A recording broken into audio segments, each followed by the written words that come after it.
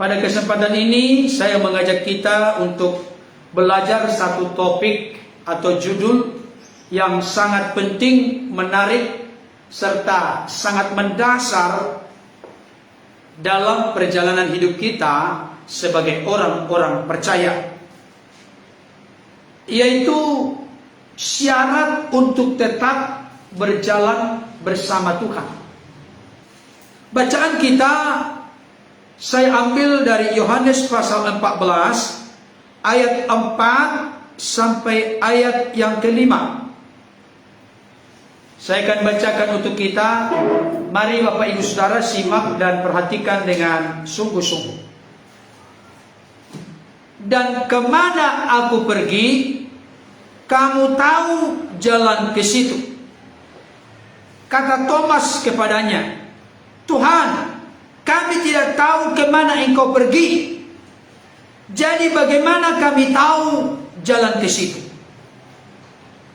Secara khusus kita akan fokus mengarahkan sorotan kita di ayat yang kelima, di mana Thomas berkata kepada Yesus, Tuhan, kami tidak tahu kemana engkau pergi.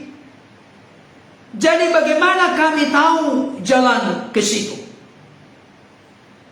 Bapak Ibu Saudara yang dikasihi Tuhan, kalau kita belajar firman Tuhan, baik dari perjanjian lama maupun perjanjian baru.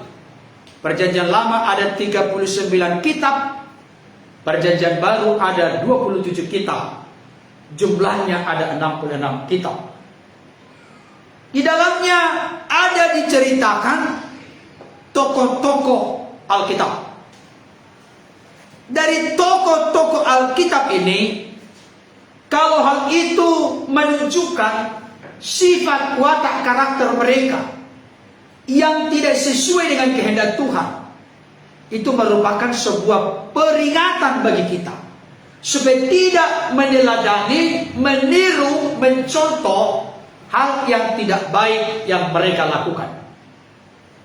Tetapi jikalau hal itu sesuatu yang baik, sesuatu yang positif, yang menunjukkan bagaimana mereka hidup menyukakan, menyenangkan Tuhan, atau dalam istilah Alkitab sering disebut dengan maka si anu melakukan apa yang benar di mata Tuhan, maka hal itu menjadi inspirasi bagi kita, menjadi contoh bagi kita, menjadi panutan bagi kita. Pola cara hidup mereka menjadi kesaksian bagi kita, sehingga kita terinspirasi, termotivasi, terdorong untuk meneladani cara kehidupan mereka. Bapak Ibu Saudaraku yang dikasihi oleh Tuhan, kalau kita melihat dari seluruh tokoh-tokoh Alkitab, mereka yang sukses, berhasil, beruntung, mendapatkan penyertaan, pertolongan, berkat, perlindungan, pemeliharaan Tuhan, adalah mereka-mereka yang benar-benar secara eksplisit, jelas, terang benderang dipaparkan di Alkitab. Mereka adalah orang-orang yang selalu hidup berjalan bersama Tuhan. Saya ambil beberapa contoh. Misalnya Daud. Sebelum Daud diangkat menjadi raja kedua di Israel, Daud selalu berhasil dalam segala tindak tanduknya. Apabila disuruh oleh Saul berperang, dia selalu berhasil. Oleh karena dia berada dalam genggaman tangan Tuhan. Oleh karena Daud seorang yang selalu disertai oleh Tuhan.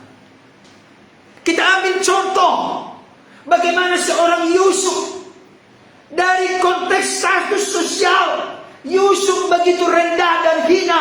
Dia 2 kali diperjualbelikan. Abang-abangnya menjual Yusuf kepada seorang Ismail dengan harga sekian. Setelah seorang Ismail ini sampai di Mesir, dia bertemu dengan Potifar, kepala pengawal raja, pengawal istana. Orang Ismail kembali menjual Yusuf ke rumah Potifar, kepada Potifar.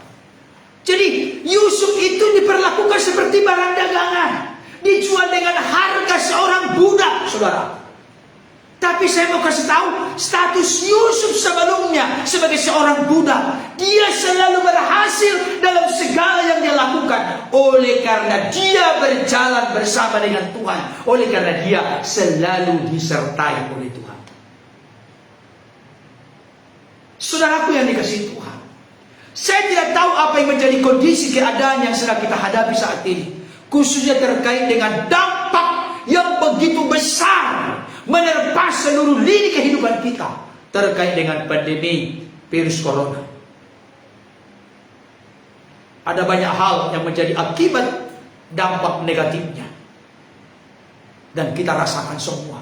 Siapapun kita, dari latar belakang apapun kita, apapun jabatan kita, apapun status kita, semuanya kita dilanda oleh pandemi virus corona ini.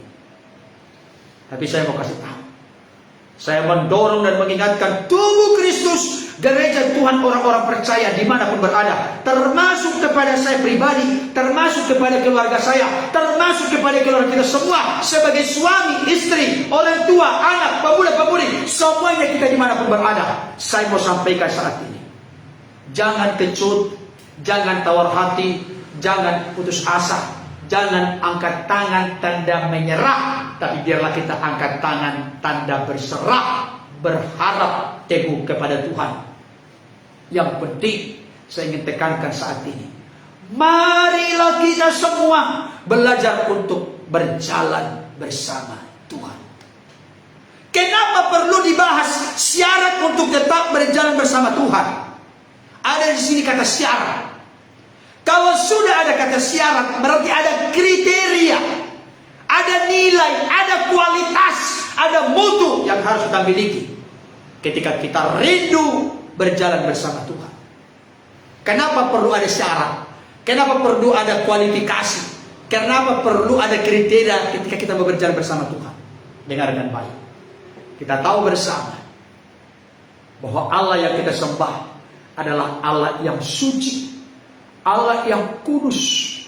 Bahasa dalam perjanjian lama Ibrani, kados. Perjanjian baru, hagios. Dia adalah pribadi yang kudus, agung, mulia. Dia pribadi yang akbar, besar, tidak bercacat, tidak bernoda, tidak bercelah. Kalau saudara dan saya, kita semua, kalau keluarga kita rindu berjalan bersama dengan Tuhan dan tetap rindu berjalan bersama dengan Tuhan, maka kita yang harus mencocokkan, menyelaraskan, menyesuaikan hidup kita kepada Tuhan. Jangan tarik Tuhan mengikuti selera kita, karena selera kita seringkali bertolak belakang, kontradiksi dengan selera Tuhan. Marilah kita larutkan, marilah kita integrasikan, satukan hati kita, pikiran kita, perkataan kita kepada Tuhan. Ini artinya berjalan bersama Tuhan.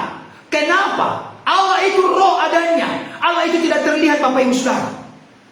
Tapi kita bisa merasakan perlindungannya, kehadirannya, penyertaannya dalam hidup kita. Kita tidak pernah berjalan sendiri dalam hidup ini, karena Tuhan yang setia adalah yang Immanuel. Dia selalu bersama dengan kita.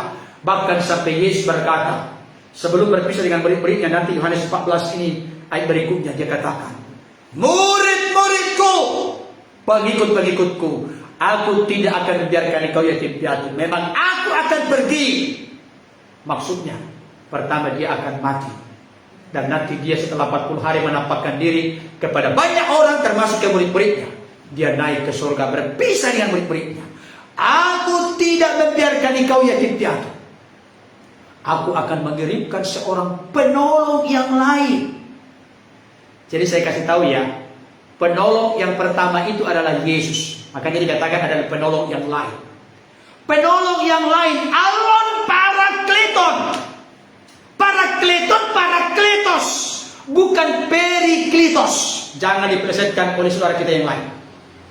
Bukan periklitos. Dari sejak dulu ditulis Alkitab sampai sekarang nggak pernah berbunyi periklitos, tapi parakletos, penghibur, penolong, pembela. Dan itu dijelaskan di Alkitab, yaitu roh kebenaran. Bahasa lain, sebutan lain dari Roh Kudus. Parakletos tidak pernah itu menubuatkan kedatangan nabi lain, tapi itu terkait dengan kedatangan Roh Kudus. Ia akan tinggal dalam kamu dan akan menyertai engkau selama-lamanya. Saudara yang dikasih Tuhan, ada satu lagu yang sangat menarik. Ku tak dapat jalan sendiri, Tuhan tolong padaku. Biarlah sinarmu menerangiku, sebab ku tak dapat jalan sendiri. Memang benar. Kalau saudara dan saya, kita semua sebagai orang-orang percaya, saya mau kasih tahu dan ingatkan, tidak pernah kita ini dalam hidup berjalan sendiri. Kecuali kalau kita meninggalkan Tuhan, kalau kita hidup dalam kebejatan, hidup dalam keberdosaan, hidup dalam permusuhan dengan Tuhan, kita sedang berkata kita berjalan sendiri. Amen. Bahkan saya setuju dengan, kalau tidak salah, Mazmur 34 ayat yang ke-5. Malaikat Tuhan berkemah di sekeliling orang-orang yang takut akan Dia. Malaikat Tuhan berkemah di sekeliling orang-orang yang takut akan Dia. Saya kasih tahu, dengarkan Bapak Ibu Saudara. Saya pernah menonton di dalam media sosial, ada truk yang melaju dengan sangat kencang. Dan tidak tahu kenapa ada orang yang begitu asik berjalan padahal dalam keadaan sangat berbahaya. Truk yang besar ini melaju dengan sangat kencang. Dia lewat, sudah persis tidak tahu berapa sentimeter dari jarak truk yang melaju kencang dengan orang yang di depannya ini. Kalau dia tidak diurus oleh sesuatu, maka dia akan terlindas, terhempas, bahkan mungkin terlindas, akan mengalami kematian. Tapi tiba-tiba ada satu sosok berupa bayangan mengangkat orang ini dan ditaruh di pinggir jalan. Kalau saya punya pengertian, pemahaman, tidak usah bulu-bulu. Saya yakin itu malaikatnya.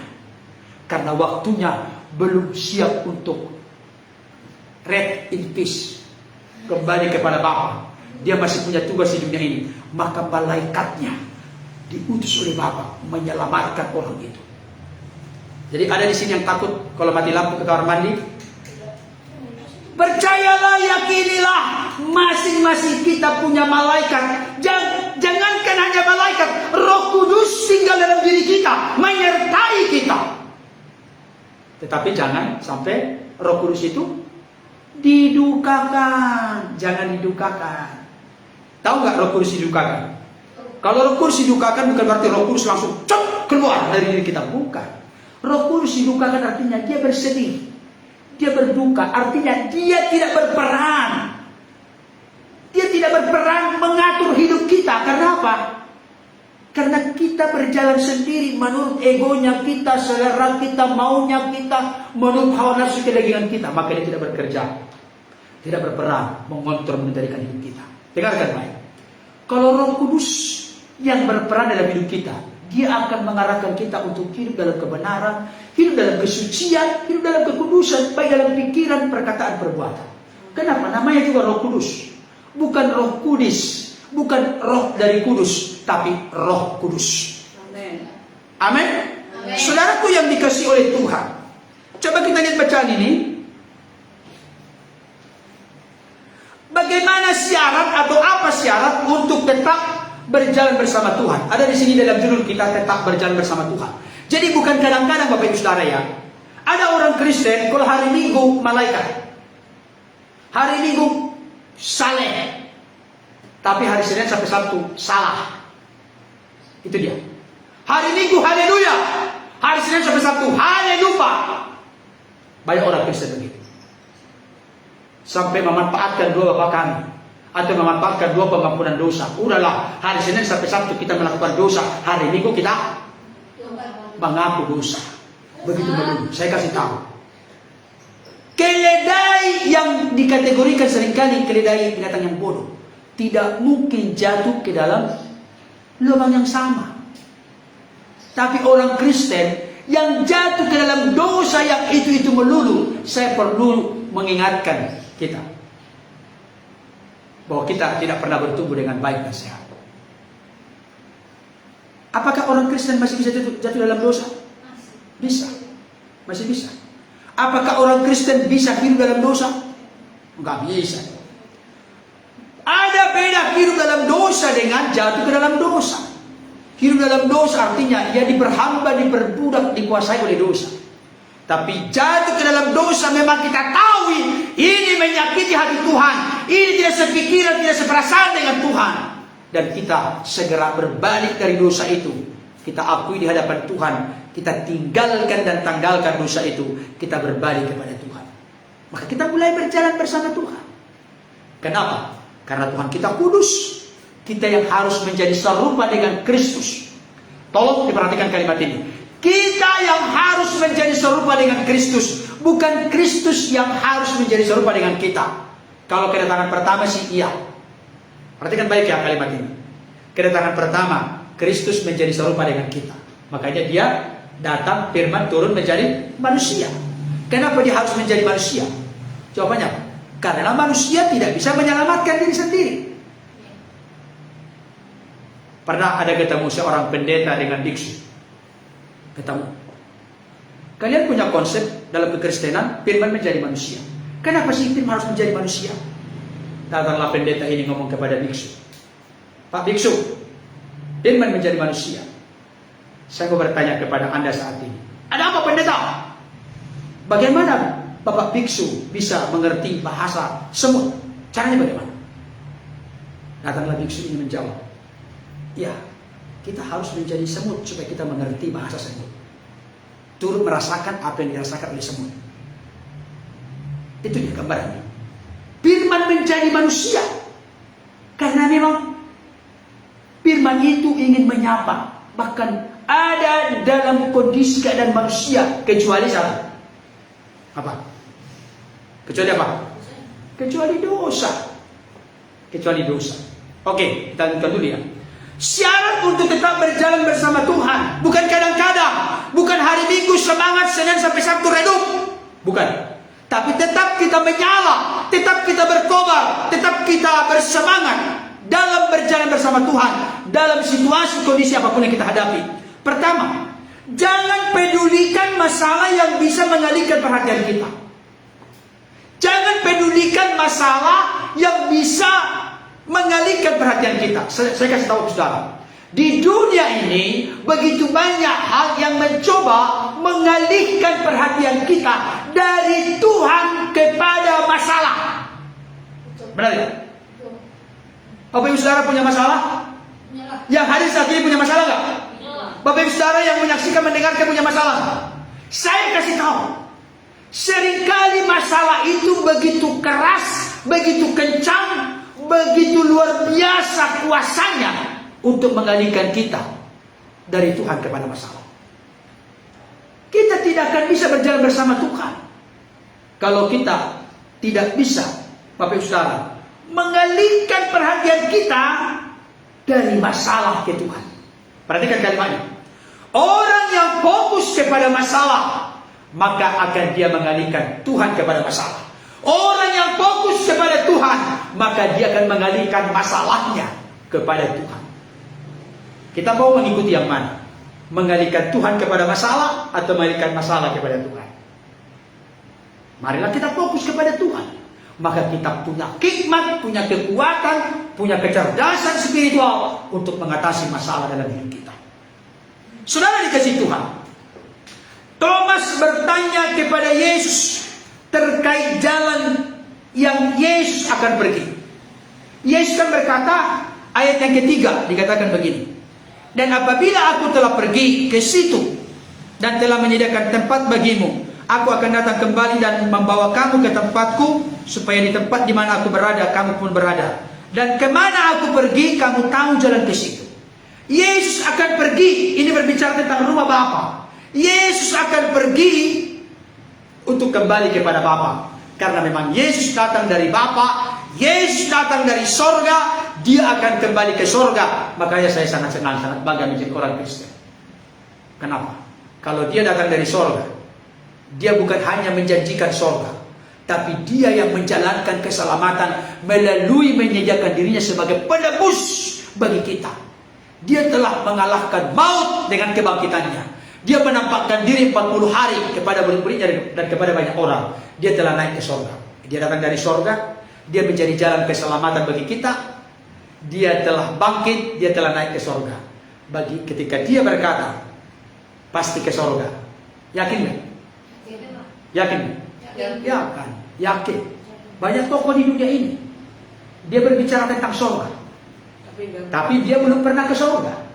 Bahkan sampai sekarang masih almarhum, masih mati, belum bangkit. Tapi kita bangga sebagai orang-orang Kristen. Dan saya membuka mata hati, mata rohani dari Bapak Ibu Saudara, dimanapun berada yang belum terbuka percaya menerima Yesus sebagai Tuhan Juru Selamat. Hanya dalam Yesus ada kepastian, garansi, jaminan keselamatan. Siapa yang percaya kepadanya pasti tidak binasa, tapi beroleh hidup yang kekal.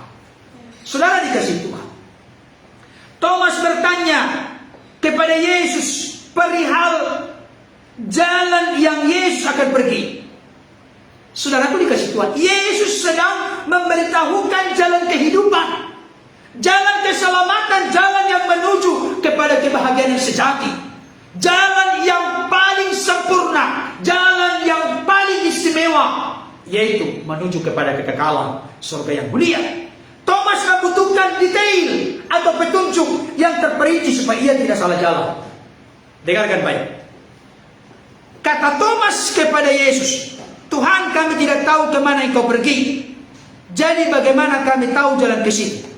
Ini muridnya yang bernama Thomas bertanya kepada Yesus. Kami tidak tahu jalan ke situ. Kalau seseorang bertanya sesuatu, berarti sesuatu itu menjadi sesuatu yang sangat penting dan berharga baginya. Dia ingin tahu detailnya, rinciannya, supaya jangan sampai tersesat, supaya jangan sampai salah jalan. Kami tidak tahu jalan ke situ.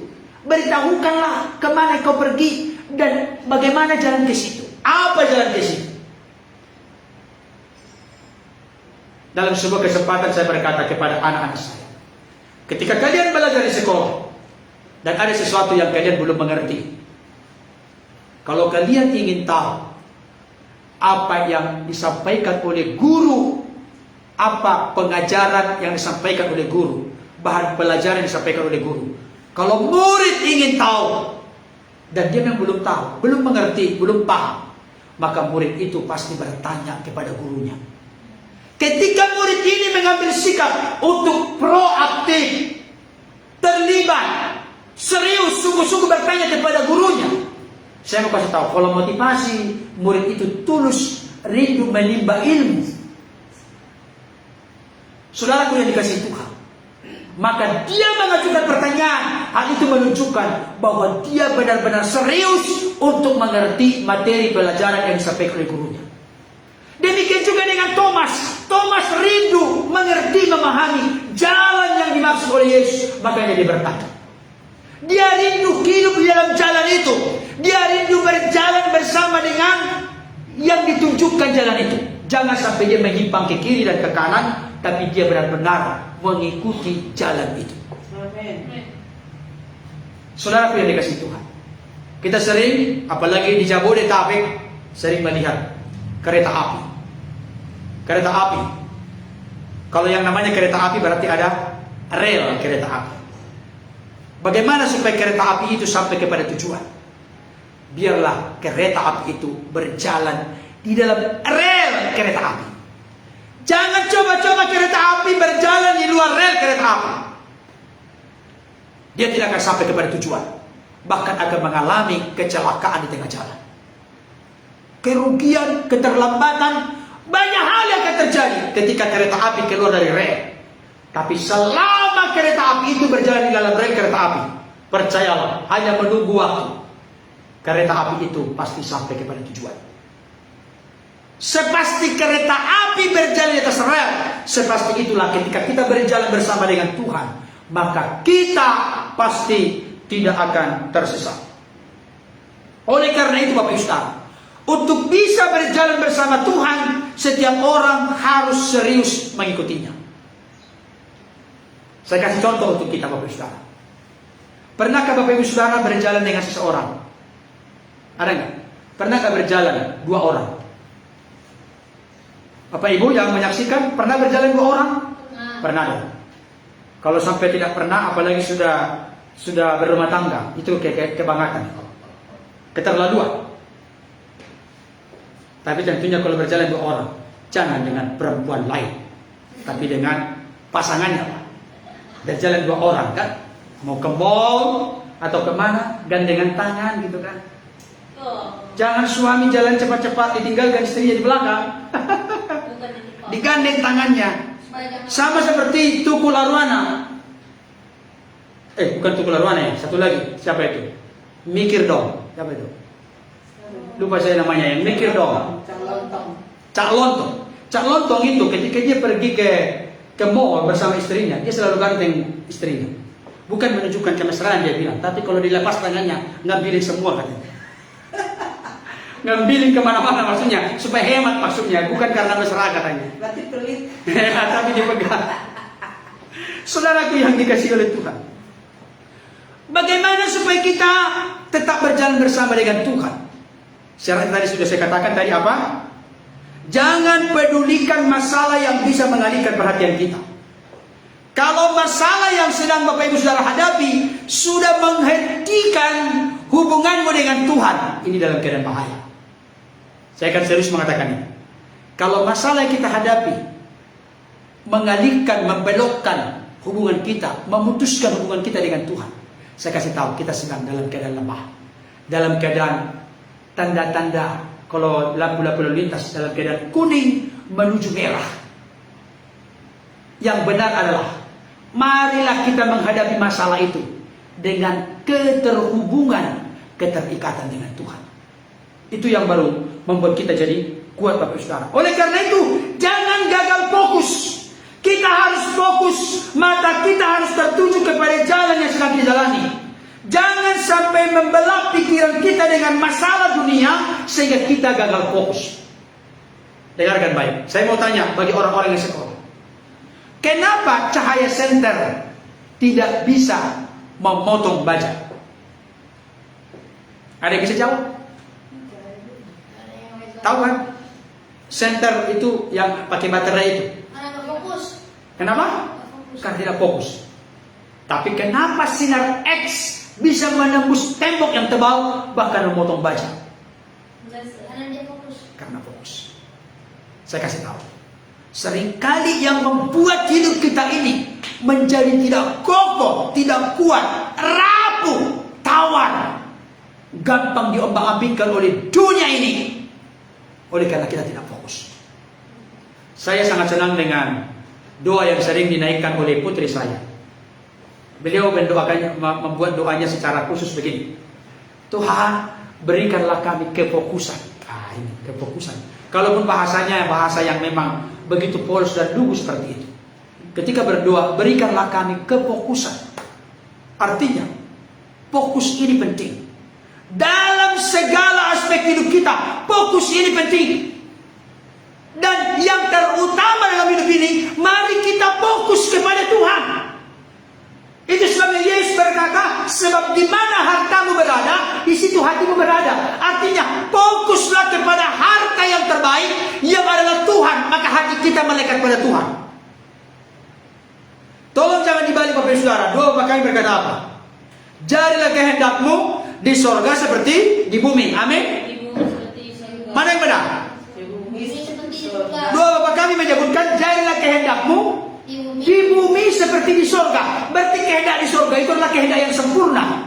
Kenapa perlu ada doa Bapa kami, jadilah kehendakmu di bumi seperti di sorga? Karena banyak perbedaan, banyak ruang dan jarak kehendak di bumi dengan kehendak di sorga. Tapi doa kita, bagaimana supaya kehendak sorga itu turun di bumi? Kalau kehendak sorga turun di bumi, berarti kehendak itu pasti kehendak yang terbaik dalam hidup kita. Amin. Dengan kata lain Bapak Ibu Saudara, mari kita fokus kepada Tuhan. Pertanyaan praktisnya begini. Bapak Ibu Saudara, saya mau tanya saat ini. Ketika Bapak Ibu Saudara memuji, menyembah Tuhan, ketika Bapak Ibu Saudara berdoa kepada Tuhan, masihkah fokus? Jangan lupa loh ya, firman Tuhan berkata, sebab di mana hartamu berada, di situ hatimu berada. Kalau ada di antara Bapak Ibu Saudara berkata kepada saya, Pak Pendeta, aku susah sekali fokus, susah sekali konsentrasi. Pertanyaan berikutnya, apa yang mayoritas engkau lakukan sepanjang hari? Itu jawabannya. Saya kasih tahu, dengar kalimat ini. Kita banyak meluangkan waktu kepada apa? Itulah nilai hidup kita. Itulah fokus hidup kita. Nangkap maksudnya? Contoh, kalau Bapak Ibu Saudara sepanjang hari berjam-jam fokusnya hanya kepada gadget, fokus hanya kepada handphone. Kalau yang di dalamnya sih menyaksikan, mendengarkan khotbah atau renungan, pujian, penyembahan masih bagus. Tapi kalau di luar itu, saya mau kasih tahu, ini salah satu menjadi penyakit serius. Kenapa banyak orang Kristen yang zaman ini tidak lagi fokus, tidak lagi kusuk, tidak lagi konsentrasi ketika berdoa kepada Tuhan, ketika membaca merenungkan firman, ketika memuji menyembah Tuhan. Saya dulu pernah punya pengalaman seperti itu. Ketika saya sedang berdoa, maka saya membayangkan Jackie Chan menendang kepala saya. Nah, nggak maksudnya? Ketika saya sedang berdoa, saya memuji, berserah kepada Yesus, tapi Jackie Chan menendang wajah saya. Ditendang. Kenapa ditendang? Karena memang hari itu, mohon maaf, saya banyak ada beberapa film yang saya tonton mengenai Jackie Chan. Jadi kalaupun saya berdoa, kalimat saya kalimat rohani, ya kan? Pujian saya pujian yang menyenangkan Tuhan kelihatan. Tapi ketika saya menutup mata saya berdoa, Jackie Chan pun datang menendang kepala saya. Kenapa? Karena hari-hari saya waktu itu banyak menonton Jackie Chan. Nah, maksudnya Bapak Saudara, apakah hal itu sedang dialami Bapak Saudara sekarang? Kalau kita rindu berjalan bersama Tuhan, mari kita fokus kepada Tuhan. Kalau bahasa Yesus dalam khotbah di bukit, berbahagialah orang yang lapar dan haus akan kebenaran, sebab mereka akan dipuaskan oleh kebenaran itu. Kalau saudara dan saya fokus kepada Tuhan, maka suplai kehidupan kita, hikmat, kebijaksanaan, peluang, kesempatan, dan lain sebagainya, kita akan temukan dari Tuhan di mana kita fokus kepadanya. Saudara pilih kasih Tuhan. Seperti saya katakan tadi, ada dua orang berjalan, mengaku teman, mengaku sahabat sejati. Tapi coba bayangkan Bapak Ibu Saudara, coba bayangkan, inilah yang sudah berkeluarga, suami istri berjalan kaki, gak usah dulu naik sepeda motor, gak usah dulu naik mobil, berjalan kaki selama 1 kilometer. Saya yakin kalau memang ada relasi harmonis yang baik antara suami istri, masa sepanjang 1 kilometer tidak ada bicara di jalan seperti patung dua-duanya, gak mungkin. Pasti berbicara mereka. Tapi coba misalnya suami istri, ketika mereka berjalan sampai 1 kilometer, 2 kilometer, si istri sibuk curhat kepada suaminya sambil berjalan, tapi si suami asik memegang gadget, memegang handphonenya. Si istri sudah begitu antusias mau menumpahkan unek-uneknya, isi hatinya, dan lain sebagainya. Mungkin kepenatan, mungkin hal-hal yang menjadi rutinitas yang membosankan di rumah, dia ceritakan kepada suaminya, tapi suaminya cuek. Maka orang ini berjalan gak bersama-sama mereka? Orang itu berjalan bersama-sama, tetapi bukan berjalan bersama-sama dalam arti yang sesungguhnya, dalam arti yang sebenarnya. Bukankah seringkali kita begini dengan Tuhan? Kita mengaku berjalan bersama Tuhan. Bukankah Imam Eli berjalan bersama Tuhan? Berjalan bersama Tuhan. Dia jalankan tugasnya menjadi imam di rumah Allah. Dan bahkan juga anak-anaknya Hofni Pinehas menjalankan semuanya itu, tapi rutinitas. Tuhan berbicara begitu jelas kepada mereka, tapi mereka tidak dengar lagi. Kan sampai ada ayat yang mengatakan, penglihatan pun jarang, firman pun tidak sering. Kepada siapa dulu? Kepada Imam Eli, Hofni dan Pinehas, ya. Penglihatan jarang, firman pun tidak sering. Tapi sebenarnya Tuhan berbicara dengan begitu keras. Buktinya apa? Ada yang tahu? Tuhan berbicara berulang-ulang kepada seorang bernama Samuel yang anak kecil saat itu. Samuel, langsung dia lari kepada Imam Eli. Apakah Bapak memanggil aku? Oh tidak, anakku, tidurlah. Kedua kali, Samuel, datang lagi. Dia kepada Imam Eli. Apakah Bapak memanggil aku? Oh tidak anak. Ketiga kali, Samuel, dia pergi lagi ke Meli. Apakah Bapak memanggil aku? Oh tidak anak. Setelah 3 kali baru ngeh. Anakku, kalau ada lagi suara itu, beritahukanlah. Nyatakanlah isi hatimu, berbicaralah Tuhan. Hambamu mendengar. Bayangkan, sampai 3 kali, sampai Imam Eli gak peka lagi bahwa Tuhan yang sedang berbicara kepada Samuel. Kenapa? Karena dia hanya berjalan seperti bertepuk sebelah tangan. Saya kasih tahu hal yang paling menyedihkan dalam hidup ini. Ketika kita berjalan, kelihatannya kita berjalan bersama Tuhan, tapi kita sudah seperti bertepuk sebelah tangan. Saya mau kasih tahu kepada kita, Tuhan itu senang, rindu berjalan bersama kita. Kenapa? Karena kita anak-anaknya. Kita biji matanya, kita berharga di matanya. Sampai Bapa di surga berkenan mengaruniakan anaknya yang tunggal datang ke tengah-tengah dunia ini untuk mengasihi kita, di mana kasihnya begitu panjang, lebar, tinggi, dan luas bagi kita. Dia rindu untuk berjalan bersama kita. Masalahnya sekarang bertepuk sebelah tangan. Bapak Ibu Saudara pernah mengalami dulu sebelum menikah cinta bertepuk sebelah tangan? Gimana? Enak? Cinta bertepuk sebelah tangan. Kalau di kampung saya dulu waktu SMA, cinta ditolak, dukun bertindak. Tapi kalau sekarang, kalau ada cinta ditolak, doa puasa bertindak. Amin. Amin. Saudaraku yang dikasihi Tuhan, jika teman kita terus-menerus sibuk dengan dirinya, kepentingannya, keegoannya, tidak peduli dengan kita, bagaimana perasaan kita? Tentu tidak menyenangkan. Kita tidak dapat benar-benar berjalan bersama seseorang dalam arti yang sesungguhnya kalau tidak ada komunikasi, dialog antara satu dengan yang lain. Saya sudah ingatkan dari awal, bagaimana kita bisa berjalan bersama Tuhan. Kita yang harus menyelaraskan hidup kita seturut dengan Tuhan. Karena Tuhan itu kudus, agung, suci, mulia. Kita harus mencocokkan, menyelaraskan diri kita dengan Tuhan. Saudara yang dikasihi Tuhan, kenapa hal ini penting kita fokus? Karena memang di sepanjang kita berjalan bersama Tuhan, ada saja pengganggu sepanjang perjalanan yang merintangi kita supaya jangan konsentrasi. Tapi saya mau sampaikan kepada kita saat ini, modalnya hanya satu. Mari kita lihat Yohanes 14 ayat 15. Yohanes 14 ayat 15. Apa itu modalnya? 2 ya. Jikalau kamu mengasihi aku, kamu akan menuruti segala perintah. Ini dia.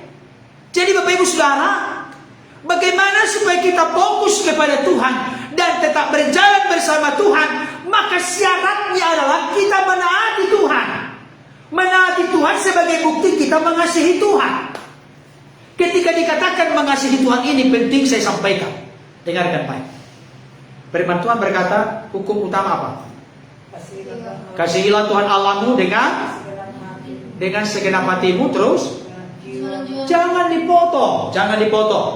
Kasihilah Tuhan Allahmu dengan segenap hatimu, dengan segenap jiwamu, dengan segenap akal budimu, dengan segenap kekuatanmu. Berbeda itu. Dengan perhatikan ya, Bapak Ibu Saudara dimanapun berada, perhatikan. Berbeda bunyi firman Tuhan begini. Kasihilah Tuhan Allahmu dengan segenap hatimu, jiwamu, akal budimu, kekuatanmu. Dengan kasihilah Tuhan Allahmu dengan segenap hatimu, segenap jiwamu, segenap akal budimu, segenap kekuatanmu. Mana yang lebih menegaskan di sana? Diulangi dengan kata-kata segenap. Jangan dipotong segenapnya, diulang-ulang. Bukan berarti sesuatu yang mubazir itu, bukan. Tapi penekanannya mengasihi Tuhan itu dengan segenap.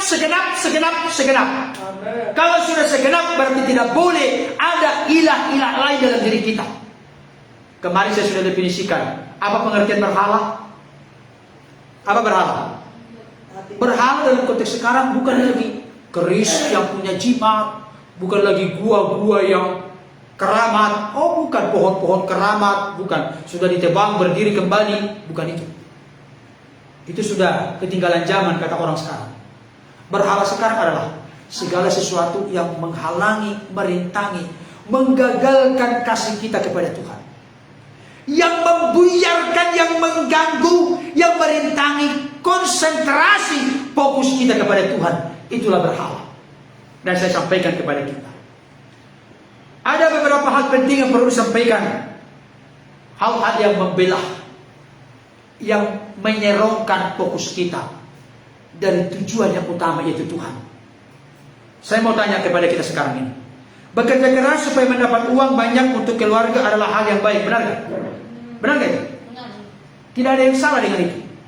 Tapi perhatikan, kepada para pekerja dimanapun berada, siapapun Bapak Ibu Saudara yang mencintai mengasihi Tuhan, dengarkan pesan ini. Bekerja keras supaya mendapat uang banyak untuk keluarga adalah hal yang baik. Tidak ada yang salah dengan itu. Akan tetapi perhatikan, demi mengejar masa depan, kita terobsesi hanya demi uang. Kita mengabaikan relasi dengan Tuhan. Atas nama uang sampai-sampai kita korbankan ibadah kita, jam doa kita, bahkan kesucian hidup kita gadaikan. Kesucian hidup kita gadaikan maksudnya tahu gak? Menghalalkan segala cara untuk mencapai tujuan. Dengarkan baik, jangan seperti jemaat yang pernah saya dengar, Pak Pendeta, saya tidak lagi memusingkan sekarang yang halal atau yang haram. Jangankan yang halal Pak Pendeta, yang haram pun susah ditemukan sekarang. Aduh, kacau kita begitu. Haram pun susah ditemukan, artinya mengharapkan yang haram tapi itu pun gak dapat. Bayangkan betapa hancurnya moralitas, standar kualitas hidup orang-orang percaya sekarang. Yang benar prinsip Kristen, tujuan yang baik harus kita capai, raih dengan cara yang baik. Contoh anak-anak di sekolah. Saya tidak bangga contoh kalau anak saya melaporkan, "Papi, ada apa nak?" "Hahaha, puji Tuhan, saya dapat nilai 100." Tapi dia buat dekorasi sedikit. "Tapi papi, aku tadi nyontek tadi." Saya mau kasih tahu, saya tidak bangga dengan nilai 100 itu. Lebih bagus nilaimu pintan telur, tapi kau jujur berjuang dengan apa ada, daripada dengan cara mencuri, menyontek. Kalau kawan saya dulu waktu kuliah mengatakan, kita tidak boleh, kalau kita sudah menjadi hamba Tuhan, tidak boleh punya ilmu itil. Itil apa? Itil itu maksudnya ilmu tilik. Maksudnya contekan maksudnya. Tidak boleh hamba Tuhan, jangankan hamba Tuhan, siapapun tidak boleh ilmu tilik. Kalau mau mencapai sesuatu harus dengan cara yang baik. Jangan berperilaku seperti Robin Hood. Itu dulu waktu saya kecil ada dulu filmnya. Robin Hood itu, dia itu suka merampok. Suka merampok dia.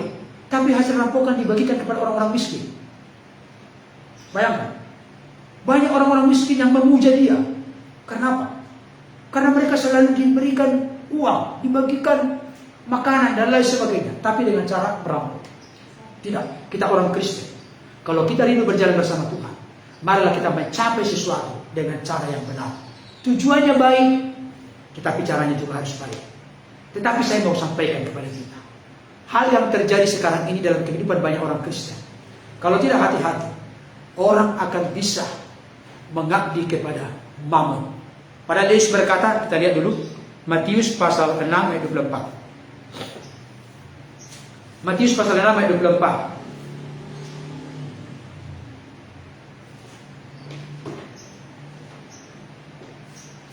Matius 6 ayat 24, sudah? Kita baca sama-sama.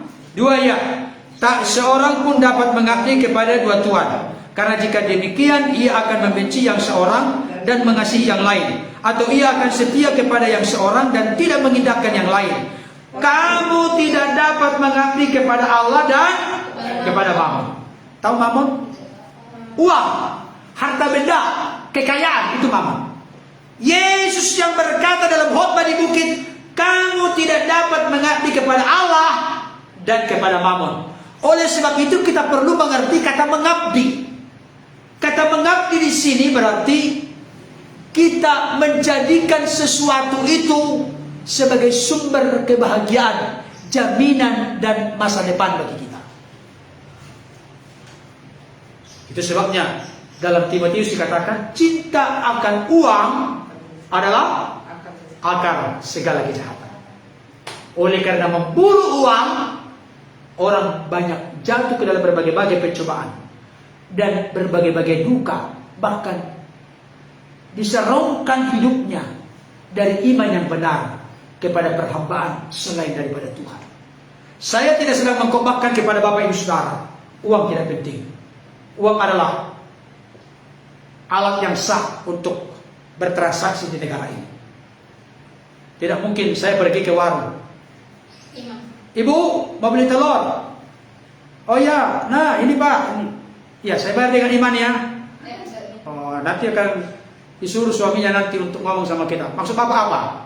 Enggak bisa bayar dengan iman, tetap bayar uang. Tapi yang saya maksudkan, jangan sampai oleh karena memburu sesuatu di dunia ini membuat kita lalai, membuat kita abai, membuat kita terserongkan fokus kita kepada Tuhan. Biarlah kita mau menggapai segala sesuatu di dunia ini dengan satu cara dan tips yang sangat bagus.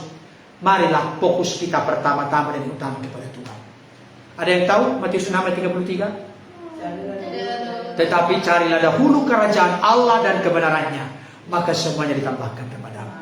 Mari kita utamakan Tuhan dalam hidup kita.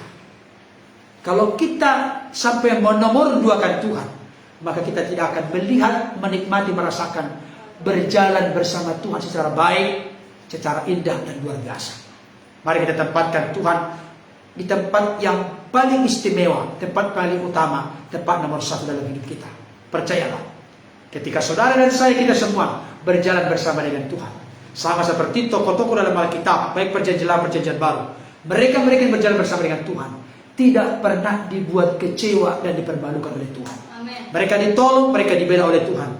Contoh yang saya buat tadi adalah seorang Yusuf.